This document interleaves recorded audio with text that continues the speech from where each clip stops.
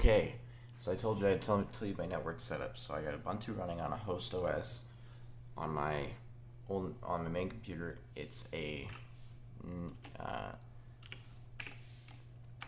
uh, 3950X, and I run OpenWRT on my router. The OpenWRT routes through my Active Directory server, so all DNS queries also get forwarded to this Active Directory server, which serves as the Active Directory server for my work network. Routing from the internet goes directly into this router. This is an Edge Router X, and it goes through Stubby to make sure that requests go through Cloudflare. And then on this computer, I have multiple servers running. I have GitLab,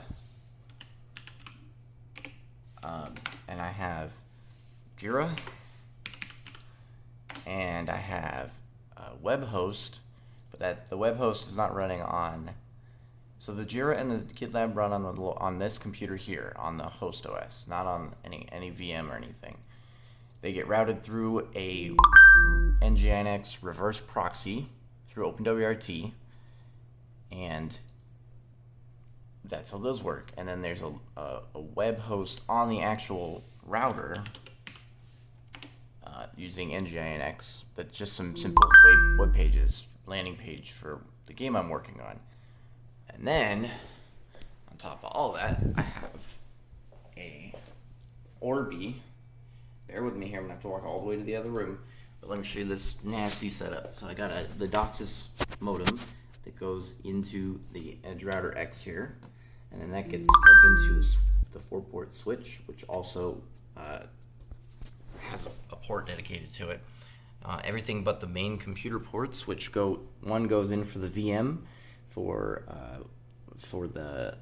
one goes in for the VM for the Active Directory, and one goes in for just regular Ubuntu networking.